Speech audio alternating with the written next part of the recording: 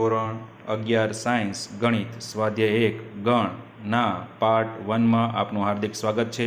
આજે આપણે ગણના પ્રકારો, ગણને દર્શાવવાની રીત અને સ્વાધ્યાય 1.1ના દાખલા નંબર 1 અને 2નો અભ્યાસ કરીશું। ધોરણ 10માં સારા એવા માર્ક્સ લાવી અને 11 સાયન્સની અંદર એડમિશન લેનાર તમામ સ્ટુડન્ટોને કોંગ્રેચ્યુલેશન્સ।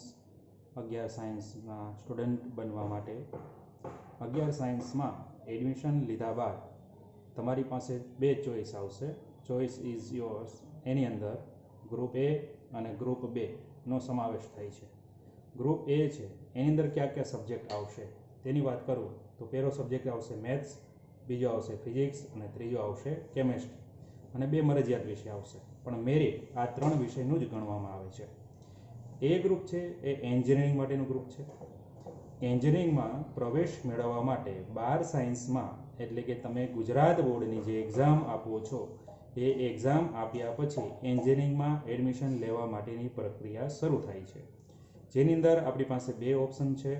પ્રથમ ઓપ્શન છે ગુજરાત રાજ્યમાં એડમિશન મેળવવું અને બીજો ઓપ્શન છે અન્ય રાજ્યમાં એટલે કે ગુજરાત સિવાય બીજા રાજ્યમાં એડમિશન મેળવવું। જો ગુજરાત રાજ્યમાં એડમિશન મેળવવું હોય તો એની માટેની જે પરીક્ષા છે એનું નામ છે ગુજકેટ, જે તમારે ફક્ત 12મા ધોરણનો કોર્સ છે એમાંથી જ પ્રશ્નો પૂછાય છે અને એને આધારે જ તમારે તૈયારી કરવાની રહે છે। તો આનું મેરિટ કઈ રીતે બને છે તેની પ્રાથમિક માહિતી મેળવીએ તો આ ત્રણ વિષયના તમે જે ગુજરાત બોર્ડમાં માર્ક મેળવેલા હોય છે તેના 60% અને ગુજકેટ પરીક્ષા જે તમે આપો છો એની અંદર તમે જે માર્ક મેળવ્યા છે એના 40%, આ બેનો ટોટલ થઈ 100% મેરિટ બને અને એને આધારે તમને એન્જિનિયરિંગ કોલેજમાં એડમિશન મળે। એટલે ગુજકેટમાં ફક્ત 12મા ધોરણનો જ પ્રશ્ન પૂછાય છે। અન્ય રાજ્યમાં એડમિશન મેળવવું હોય તો એ એક્ઝામને કહેવામાં આવે છે જી મેનની એક્ઝામ, જેની અંદર મિત્રો તમારે 11મા ધોરણનો 2 સેમ અને 12મા ધોરણના 2 સેમ બે વિષયની તૈયારી ભરપૂર કરવી પડે। તેની અંદર પણ તમારે ગુજરાત બોર્ડના જે એક્ઝામ તમે દીધેલી હોય એના 60% અને જી એક્ઝામ તમે જો દો છો તેના 40%, બેનો ટોટલ થઈ 100% મેરિટ બને। આ મેરિટને આધારે તમને મહારાષ્ટ્ર, બેંગ્લોર, દિલ્હી, રાજસ્થાન કે કોઈ પણ અન્ય રાજ્યમાં જે જી સાથે સંકલિત હોય તેવા કોલેજોમાં તમને એડમિશન મળી શકે। બી ગ્રુપની વાત કરવામાં આવે તો એમાં પણ 3 વિષય આવશે। ગણિતની જગ્યાએ ત્યાં બાયોલોજી આવશે, બીજું ફિઝિક્સ આવશે અને ત્રીજો કેમેસ્ટ્રી આવશે। એ સિવાય બે મરજિયાત વિષયો આવશે, પણ મેરિટ આ 3 વિષયનું જ ગણાય છે। મેડિકલ બરાબર છે। મેડિકલ ક્ષેત્રે જો એડમિશન તમારે મેળવવું હોય તો અત્યારે એક એક્ઝામ અવેલેબલ છે જેનું નામ છે નીટ। આ નીટમાં કેટલો કોર્સ તમારે કરવાનો છે તો કે 11thનો કોર્સ કરવાનો છે અને 12નો ટોટલ કોર્સ કરવાનો છે વિથ ડિફિકલ્ટીઝ, એટલે કે એના તમારે સિલેબસ કમ્પ્લીટ કરવા માટે રેફરન્સ બુકોનો પણ અભ્યાસ કરવો પડે, તેમાંથી પણ ડિફિકલ્ટી તમારે સોલ્વ કરવી પડે અને આ 100% નીટનું મેરિટ નીટ બેઝ એડમિશન છે। એટલે કે ગુજરાત બોર્ડની એક્ઝામ તમે આપો આ 3 વિષયની, એનું જે કંઈ પણ મેરિટ બને એનો આમાં કોઈ પણ ભાગ નથી। એટલે આ નીટની ભરપૂર તમારે તૈયારી કરવી પડે જો મેડિકલમાં તમારે એડમિશન મેળવવું હોય તો તમારી પાસે બે ગ્રુપ છે, ગ્રુપ એ એન્જિનિયરિંગ માટે અને ગ્રુપ બી મેડિકલ કોલેજ માટે। અહીં બે પરીક્ષાઓ છે, ગુજરાતમાં અને ગુજરાતમાં એડમિશન લેવું તો ગુજકેટ, એમાં ફક્ત 12મા ધોરણનું જ પૂછાશે અને એમાં ગુજરાત બોર્ડમાંથી 60% અને ગુજકેટના 40% મળી 100% મેરિટ બને।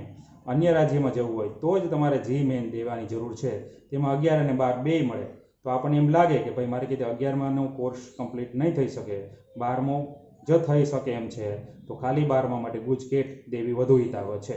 પણ જો તમારે 11 અને 12 બે કમ્પ્લીટ થઈ શકે અને 12 રાજ્યમાં જવું હોય તો તમારે જી મેન દેવી પડે। જ્યારે બી ગ્રુપની અંદર નીટ એક્ઝામ કમ્પલસરી તમારે દેવી પડે, 11 અને 12નો કોર્સ કમ્પલસરી કરવો પડે અને એ પણ ડિફિકલ્ટી સાથે, અને એનું મેરિટ 100% નીટ બેઝ એડમિશન છે। ગુજરાત બોર્ડનો આમાં કંઈ પણ ભાગ રહેતો નથી। તો મિત્રો ચોઇસ ઇઝ યોર્સ। ગ્રુપ એ રાખવું છે કે ગ્રુપ બી રાખવું છે, અત્યારથી જ ડિસિઝન લઈ લેવાનો અને એની પાછળ અથાગ મહેનત કરી સારી એવી કોલેજોમાં તમારે એડમિશન મેળવવાનું છે। સ્વાધ્યાય 1 ગણ ગણને અંગ્રેજીમાં સેટ કહે છે. એનો અર્થ થાય છે વૃંદ, સમૂહ કે ટોળ. તેની સંકલ્પના ગણિતશાસ્ત્રી જ્યોર્જ કેન્ટરે આપેલી છે. તેના કહેવા મુજબ ગણ એ સુવ્યાખ્યાયિત વસ્તુઓનો સમૂહ છે. જેમ કે પત્તાનો ઢગ. ઢગ છે પણ કોનો છે? પત્તાનો. એટલે સુવ્યાખ્યાયિત થયું, સુનિશ્ચિત થયું. વ્યક્તિઓનું ટોળું, ક્રિકેટની ટીમ. ગણને સંકેતમાં capital A, capital B, capital C થી લઈને કેપિટલ Z સુધીના સંકેતો વડે દર્શાવવામાં આવે છે. ઉદાહરણ તરીકે 1 બરાબર એ ગણની અંદર 1, 2, 3 અને 4 આ વસ્તુઓ લખેલી છે. તેને શું કહેવાય છે? તો ઘટકો અથવા તો સભ્ય તરીકે આપણે તેને ઓળખીએ છીએ. ઇંગ્લિશમાં તેને મેમ્બર તરીકે પણ ઓળખવામાં આવે છે. એક છે તે ગણ A ની અંદર આવેલ છે, માટે તેને સિમ્બોલિક રીતે સાંકેતિક સ્વરૂપમાં 1 belongs to A વડે દર્શાવવામાં આવે છે. 5 છે, 5 છે એ ગણ A ની અંદર નથી આવેલો, માટે તેને દર્શાવવા માટેનો સંકેત છે 5 does not belongs to A, જે આપણે 8મા ધોરણમાં અભ્યાસ કરી ચૂક્યા છીએ. ગણના સભ્યોને small a, small b, small c થી લઈને સ્મોલ z વડે દર્શાવાય છે. ચાલો તેનાથી આગળ વધીએ. ગણને દર્શાવવાની રીત બે રીતો છે. પહેલી રીત જેને આપણે યાદીની રીત તરીકે ઓળખીએ છીએ. બે ઘટકોને દર્શાવતા સંકેત વચ્ચે અલ્પ વિરામ મૂકીને તેમને જુદા જુદા પાડવામાં આવે છે. ઘટકોને છગડીયો કૌંસ આને કહીએ છીએ. બીજી રીતે એને ગણિતની ભાષામાં ધનુષ કૌંસમાં મુકાય છે. ઉદાહરણ તરીકે એ ગણની અંદર ધનુષ કૌંસની અંદર 2, 4 અને 6 આ જે સંખ્યાઓ છે એને અલ્પ વિરામ દ્વારા અલગ કરેલી છે. જે તમને કીધું છે કે બે ઘટકોને દર્શાવતા સંકેત વચ્ચે અલ્પ વિરામ મૂકવામાં આવે છે. તો અહીં તમે મિત્રો જુઓ છો, બે ઘટકો વચ્ચે અલ્પ વિરામ મૂકીને ઘટકોને અલગ પાડેલા છે. ગણ B માં પણ જરૂરી નથી સંખ્યા જ હોય, કોઈનું નામ પણ હોઈ શકે. રવિ, ભાવિન, રમેશ, જેને ધનુષ કૌંસમાં લખી કોમા દ્વારા અલ્પ વિરામ દ્વારા અલગ કરવામાં આવે છે. એવી રીતે કોઈનું નામ અને સંખ્યા જ હોય એવું જરૂરી નથી. સી ગણમાં આપણે જોઈએ છે સંકેત છે પ્લસ, માઇનસ, ડિવિઝન અને મલ્ટીપ્લિકેશન, એટલે કે સરવાળા, બાદબાકી, ગુણ, ભાગાકાર અને ગુણાકારના ચિહ્નો પણ મૂકી શકાય. તો આ રીતે છગડીયા કૌંસમાં લખી દરેક ઘટકની વચ્ચે અલ્પવિરામ મૂકી એને અલગ પાડવાની જે આ રીત છે એને આપણે યાદીની રીત તરીકે ઓળખીએ છીએ. બીજી રીત છે ગુણધર્મની રીત. તેની અંદર શું હોય છે તો કે બધા જ ઘટકો એક સામાન્ય ગુણધર્મ ધરાવે છે. આ સમગ્ર ગુણધર્મને એટલે કે વર્ણનને ધનુષ કૌંસથી બંધ કરવામાં આવે છે. ઉદાહરણ તરીકે આપણે એક લઈએ, ગણ છે V બરાબર x અને આ બે ટપકાની જે નિશાની છે તેને વંચાય છે જેમ કે x કે જ્યાં x એ અંગ્રેજી મૂળાક્ષરો પૈકીનો સ્વર છે. તો અંગ્રેજી મૂળાક્ષર a થી લઈને z છે તે પૈકીના સ્વરની જ વાત કરવામાં આવેલી છે. અને મિત્રો આપણે જાણીએ છીએ 5 સ્વર આવેલા છે. તો એને આ રીતને આપણે ગુણધર્મની રીત કહીશું. તેને યાદીની રીતમાં લખવું હોય તો લખી શકાય કે V બરાબર A, E, I, O, U આ 5 સ્વર છે.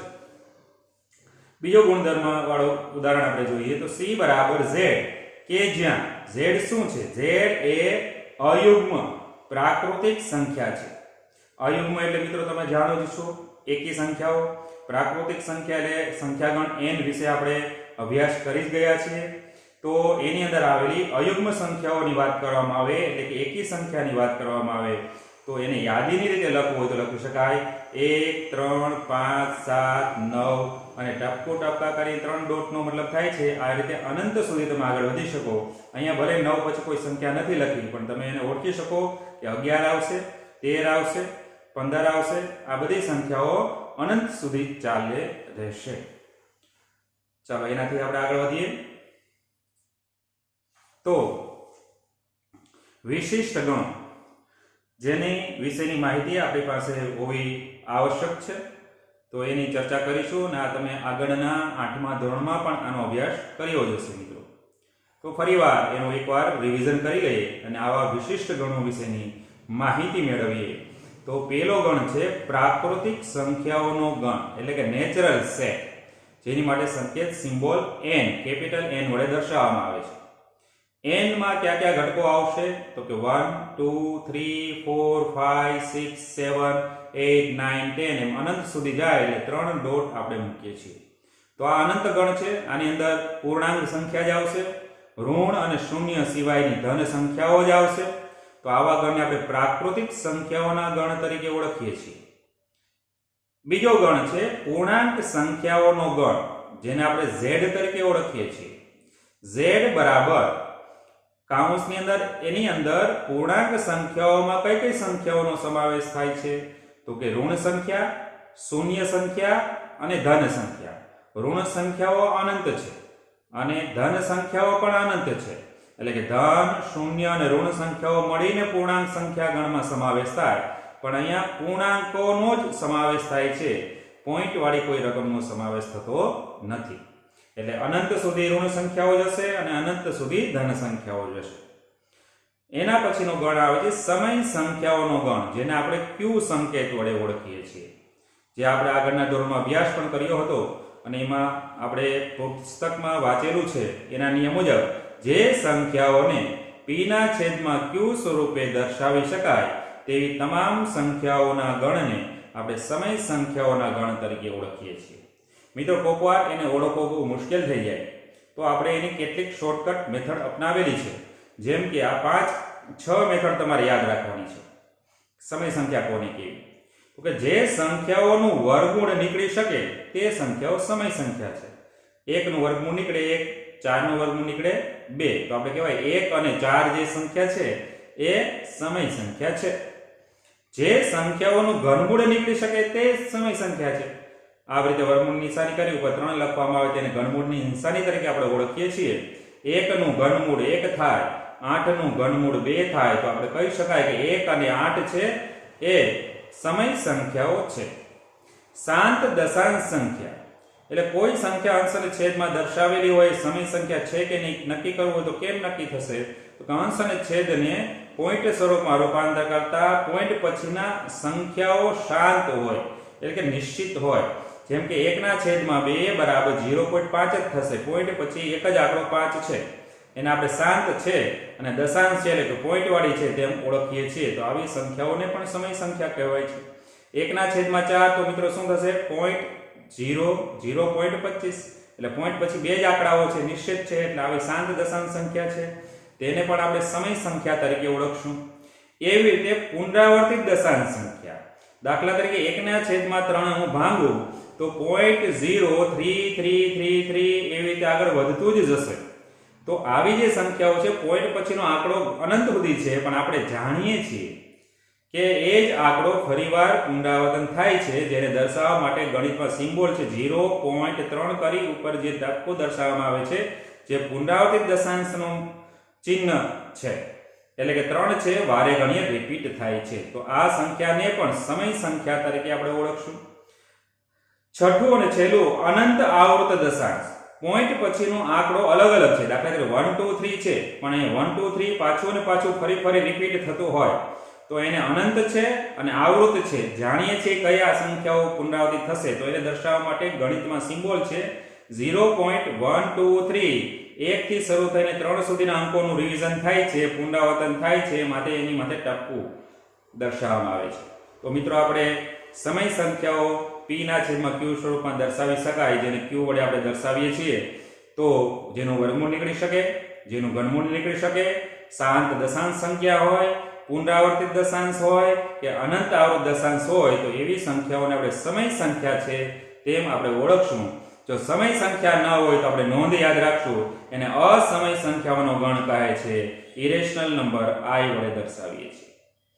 તો આ એટલે શું? તો આગળ આપણે અભ્યાસ કર્યો એમ જેનું વર્ગમૂળ ન નીકળી શકે, દાખલા તરીકે 2 નું વર્ગમૂળ નહીં નીકળે, 2 નું વર્ગમૂળ પોઈન્ટ સમથિંગ કંઈક આંકડાઓ આવશે, માટે √2 છે એ અસમય સંખ્યા છે. જેનું ઘનમૂળ ન નીકળી શકે, 3 નું ઘનમૂળ નથી નીકળી શકતું, 3 છે એ અસમય સંખ્યા છે. √3 એ અસમય સંખ્યા છે. અશાંત દશાંશ હોય એટલે પોઈન્ટ પછીના આંકડાઓ નોખા અને અનંત સુધી હાલ્યા જતા હોય તો એ અસમય સંખ્યા છે. જેને p ના છેદમાં q સ્વરૂપે ન દર્શાવી શકાય તે પણ અસમય સંખ્યા છે. એના પછીનો ચોથો અને છેલ્લો ગણ વાસ્તવિક સંખ્યાઓનો ગણ, એટલે કે દુનિયામાં અસ્તિત્વ ધરાવતી તમામ સંખ્યાઓના ગણને આપણે r વડે દર્શાવીશું. બધી જ સંખ્યાઓમાં નો સમાવેશ r ગણમાં થાય છે. અને આપણે સૂત્ર પણ શીખી ગયા, પ્રાકૃતિક સંખ્યાનો ગણ છે પૂર્ણાંક સંખ્યામાં સમાવેશ થાય, પ્રાકૃતિક સંખ્યા પૂર્ણાંક સંખ્યા એ સમય સંખ્યામાં થાય, પ્રાકૃતિક સંખ્યા પૂર્ણાંક સંખ્યા સમય અને અસમય એટલે કે i એ બધાનો સમાવેશ વાસ્તવિક સંખ્યામાં થાય છે. ચાલો એનાથી આગળ વધીએ. તો આપણે સ્વાધ્યાય 1.1 નો અભ્યાસ શરૂ કરીએ. તમારી પાસે પાઠ્યપુસ્તક હોય કે ન હોય તો આ પેજ ઉપર ખાસ ધ્યાન તમારે રાખવાનું છે. એક્ઝામ્પલ 1, નીચેનામાંથી કયા સમૂહ ગણ દર્શાવે છે એ આપણે નક્કી કરવાનું છે. એટલે કે સમૂહ છે, ગણ છે કે નહીં તે તમારો જવાબ ચકાસો. જે અક્ષરથી શરૂ થતા અંગ્રેજી કેલેન્ડરના વર્ષના તમામ મહિનાઓનો સમૂહ. તો જેથી શરૂ થતા હોય તેવા મહિનાઓ ક્યાં ક્યાં થશે? જાન્યુઆરી, જૂન અને જુલાઈ. એટલે કે આ 3 મહિના છે. સુવ્યાખ્યાયિત થયું, સુનિશ્ચિત પણ થયું. તો આપણે કહેવાય જે સુવ્યાખ્યાયિત સમૂહ છે તેથી ગણ છે. તો કે જે અક્ષરથી શરૂ થતા અંગ્રેજી કેલેન્ડરના વર્ષના તમામ મહિનાઓનો સમૂહ છે એ ગણ છે. બીજો મુદ્દો તો ભારતના 10 પ્રતિભાશાળી લેખકોનો સમૂહ. હવે પ્રતિભાશાળી લેખકો કોને આપણે કહેવા? ભારતના, ભારત બહારના, વિદેશના. તો આ અભિપ્રાય તમે દરેક વ્યક્તિ પાસે માંગો તો એના જવાબો અલગ અલગ હોઈ શકે. મારી પાસેના જવાબો છે એ તમારી પાસેથી જે જવાબ મળે એને પરફેક્ટ મેચ થાય એવું કોઈ સુનિશ્ચિત કે વ્યાખ્યાયિત નથી. મારી દ્રષ્ટિએ પ્રતિભાશાળી વ્યક્તિ અલગ હોઈ શકે, તમારી દ્રષ્ટિએ પ્રતિભાશાળી વ્યક્તિ અલગ હોઈ શકે, અને કોઈ ત્રીજા મિત્રને આપણે પૂછીએ તો એની માટે પણ પ્રતિભાશાળી લેખકો અલગ અલગ હોઈ શકે. કોઈને કાર્ટૂન લખતા હોય, જોક્સ કરતા હોય એવા લેખકો પસંદ હોય, કોઈને લોકકથા કરતા હોય એવા લેખકો પસંદ હોય, કોઈ નવલકથાઓ લખતા હોય એવા લેખકો પસંદ હોય. પણ 10 પ્રતિભાશાળી લેખકો આમાંથી બેસ્ટ ક્યાં છે એ વ્યક્તિએ એનો અભિપ્રાય બદલે છે. એટલે આપણે એમ કહી શકીએ અહીંયા કે અહીં પ્રતિભાશાળી લેખકો વિશેનો અભિપ્રાય વ્યક્તિએ બદલાતો રહે છે. આમ સમૂહ સુવ્યાખ્યાયિત ન હોવાથી ગણ નથી. ચાલો એના પછીનું, દુનિયાના ક્રિકેટના ઉત્તમ 11 બેટ્સમેનોની ટીમ. તો આ પણ એ જ રીતે થશે. 11 બેટ્સમેનો. જો હું ભારતની વાત કરું તો ભારતમાં સચિન મને ફેવરેટ લાગે, પણ ઓસ્ટ્રેલિયા વાળા રિકી પોન્ટિંગ નથી, બરાબર છે. વેસ્ટ ઇન્ડિઝ વાળા બ્રાયન લારા નથી. એટલે કે દરેક દેશના અલગ અલગ વ્યક્તિઓ માટે સારામાં સારા 11 ખેલાડીઓ એક જ હોય એવું જરૂરી નથી. અલગ અલગ વ્યક્તિઓ માટેની 11 બેટ્સમેનોની ટીમમાં અલગ અલગ ખેલાડીઓ આવી શકે. એટલે કે એના અભિપ્રાયો અલગ અલગ હોઈ શકે. માટે આપણે જવાબમાં કેવી રીતે લખાશે? અહીં ઉત્તમ બેટ્સમેનો વિશેનો અભિપ્રાય વ્યક્તિએ બદલાતો રહે છે. આમ સમૂહ સુવ્યાખ્યાયિત ન હોવાથી ગણ નથી. એના પછીના મુદ્દાની આપણે વાત કરીએ. તમારા વર્ગના બધા જ છોકરાઓનો સમૂહ. આપણે કીધું એ છે એ રીતે અહીંયા વર્ગના બધા કોની વાત કરી? છોકરાઓની. કયોના વર્ગની? તો કે તમારા, એટલે કે આપણો 11 સાયન્સનો જે અભ્યાસ કરીએ છીએ એ 11 સાયન્સમાં ભણતા છોકરાઓની જ વાત કરવામાં આવેલી છે. એટલે સુવ્યાખ્યાયિત છે. બીજા કોઈ પણ ક્લાસની 11માં સાયન્સના ઘણા બધા ક્લાસ હોય, પણ અહીંયા આપણા જ વર્ગની વાત કરવામાં આવેલી, નિશ્ચિત થઈ ગયું છે. અને છોકરાઓની જ વાત કરી છે એટલે સુવ્યાખ્યાયિત થયું છે. એટલે છોકરાઓનો સમૂહ સુનિશ્ચિત અને સુવ્યાખ્યાયિત છે, તેથી ગણ છે. 100 થી નાની બધી જ પ્રાકૃતિક સંખ્યાઓનો સમૂહ. પ્રાકૃતિક સંખ્યા એટલે આપણે હમણાં જ અભ્યાસ કર્યો n ની અંદર બધી ધન પૂર્ણાંક સંખ્યાઓ આવે છે. તો 100 થી નાની એટલે 1 થી લઈને 99 સુધીની સંખ્યાઓની વાત કરવામાં આવી છે. એટલે કે સુવ્યાખ્યાયિત થઈ ગઈ અને સુનિશ્ચિત થયું. એટલે આપણે કહી શકશું કે 100 થી નાની બધી જ પ્રાકૃતિક સંખ્યાઓ ચોક્કસપણે નક્કી કરી શકાય છે, એટલે કે તે સુવ્યાખ્યાયિત સંખ્યાઓનો સમૂહ છે, તેથી તે ગણ છે. ચાલો મિત્રો, એના પછીના એક્ઝામ્પલ તરફ આપણે આગળ વધીએ. તો અહીં છઠ્ઠો મુદ્દો આવ્યો કે લેખક મુનશી પ્રેમચંદે લખેલી બધી જ નવલકથાઓનો સમૂહ. અહીંયા લેખકની વાત કરી છે. કોણ છે? મુનશી પ્રેમચંદ. તો એ નક્કી થઈ ગયું, મુનશી પ્રેમચંદની જ વાત થઈ છે. એ લખેલી બધી જ નવલકથાઓ એ આપણે ગણવા જઈએ તો આપણે આંગળીના વેઢે ગણી શકીએ. બરાબર છે? એ નિશ્ચિત છે. મુનશી પ્રેમચંદે જ લખેલી નવલકથાઓની જ વાત કરવામાં આવેલી છે. તો લેખક મુનશી પ્રેમચંદે લખેલી નવલકથાઓનો સમૂહ સુવ્યાખ્યાયિત છે અને નક્કી છે. આટલી જ નવલકથા લખેલી છે. પછી એ સ્વર્ગમાં ગયા પછી એ લખેલી નથી, એટલે એની સંખ્યાઓ પણ નિશ્ચિત છે. એટલે ગણની અંદર આપણે લખી શકીએ તો આપણે કહી શકાય સુવ્યાખ્યાયિત હોવાથી તે ગણ છે. એના પછીના મુદ્દાની વાત કરીએ. બધી જ યુગ્મ પૂર્ણાંકોનો સમૂહ. બધા જ યુગ્મ પૂર્ણાંકોનો સમૂહ. તો કે બધા જ યુગ્મ પૂર્ણાંકોનો સમૂહ એ સુનિશ્ચિત અને સુવ્યાખ્યાયિત છે કે પૂર્ણાંક એટલે કે z માંથી આપણે ઋણ હોય, શૂન્ય હોય, ધન હોય, પણ કેવા લેવાના છે? ખાલી યુગ્મ એટલે કે બેકી સંખ્યાઓ જ લેવાની છે. પૂર્ણાંકોના ગણમાં બેકી સંખ્યા એટલે સુનિશ્ચિત અને સુવ્યાખ્યાયિત થયું. તો આવી સંખ્યાઓનો સમૂહ છે, તેથી તે ગણ છે. આ પ્રકરણના બધા જ પ્રશ્નોનો સમૂહ. તો આપણે સ્વાધ્યાય 1 ભણી રહ્યા છીએ, જેનું નામ ગણ છે. તો એમાં પ્રશ્નો છે નિશ્ચિત છે, ચોક્કસ છે ને છાપેલા છે, જેને કોઈ બદલી શકશે નહીં, અને એની સંખ્યા વધી કે ઘટી પણ નહીં શકે, એટલે સુનિશ્ચિત અને સુવ્યાખ્યાયિત થયું. તો આપણે કહી શકાય કે આ પ્રકરણના બધા જ પ્રશ્નોનો સમૂહ સુવ્યાખ્યાયિત હોવાથી તે ગણ છે. દુનિયાના ખૂબ જ ભયાનક પ્રાણીઓનો સમૂહ. હવે ભયાનક પ્રાણી કોને કેવું? એ દરેક વ્યક્તિએ આનો જવાબ અલગ હોઈ શકે. ઘણાય સાપ પાળવા વાળા ફેરિયા હોય, મદારી હોય, તેને સાપ ભયાનક પ્રાણી લાગતું નથી. એ એને પાળે છે, એને દૂધ પાય છે. જ્યારે આપણે સાપને જોઈએ તો આપણી માટે ભયાનક છે. કોઈને કોકરોચ ભયાનક લાગે છે. આપણને કોકરોચ ભયાનક ન લાગતું હોય તો આપણે એને પકડીને બહાર ફેંકી દઈએ છીએ. કોઈને ગરોળી પણ ભયાનક લાગે છે. ઘણાને કૂતરા પણ ભયાનક લાગે છે, કારણ કે પાછળ દોડે અને જો એ બટકું ભરી લેશે તો આપણે ભાગીએ છીએ, અને ઘણા લોકો કૂતરાને પાળે પણ છે. એટલે કે ભયાનક પ્રાણી કોને કેવું એ વ્યક્તિએ જવાબ અલગ અલગ હોઈ શકે. કોઈ કૂતરા માટે જઈ હાથ ફેરવી શકે, આપણે ફેરવવા જઈએ અને બટકું ભરે, બીક હોવાથી આપણને ભયાનક પ્રાણી લાગે છે. એટલે આપણે કહી શકાય કે ભયાનક પ્રાણીઓની વ્યાખ્યા વ્યક્તિએ બદલાય છે, માટે તે સુવ્યાખ્યાયિત સમૂહ નથી.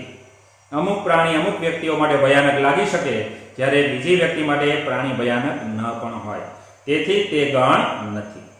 ચાલો આજનો અંતિમ એક્ઝામ્પલ આપણે જોઈ લઈએ. Example number 2. એની અંદર આપ્યું છે ગણ A. એની અંદર સભ્યો છે 1 2 3 4 5 6 લો. ખાલી જગ્યામાં યોગ્ય સંજ્ઞા belongs to અથવા તો does not belongs to મૂકો. ચાલો મિત્રો આપણે જોઈએ તો પહેલો એક્ઝામ્પલ છે 5 અને A. તો એ ગણની અંદર 5 આવેલું છે. જો આવેલો હોય તો belongs to સંકેત મુકાશે. તો અહીંયા સંકેત કયો આવશે? belongs to. બીજી 8 અને A. તો આમાં 8 આવેલું છે, નથી આવ્યું, તો કયો સંકેત મુકાશે? does not belongs to.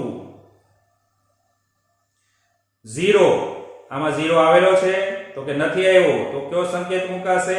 does not belongs to. એને પછી 4 અંદર આવેલો છે, માટે કયો સંકેત સિમ્બોલ મુકાશે? belongs to. 2 અંદર આવેલું છે, માટે કયો સંકેત મુકાશે? belongs to. અને 10 અંદર આવેલું નથી, તો શું સંકેત મુકાશે? does not belongs to. મિત્રો, આપણે જે અભ્યાસ અત્યારે કર્યો છે, તમારી પાસે પુસ્તક હોય કે ન હોય તો આપણે એક 200 પેજનો પાકો ચોપડો લઈ અને આ જે આજે આપણે હકાવ્યું છે તે પાકી નોટમાં એકવાર સારા અક્ષરે લખી અને પાકી નોટ આપણે તૈયારી કરીશું, અને સાથે એની પ્રેક્ટિસ કરવા રફ નોટમાં એકવાર આ પાકો કરી અને તમારે મોઢે લખવાનું છે. આજના દિવસ માટે અહીં વિરામ લઈએ. ફરી મળીશું ત્યારે અભ્યાસ આગળ વધારીશું. આવજો.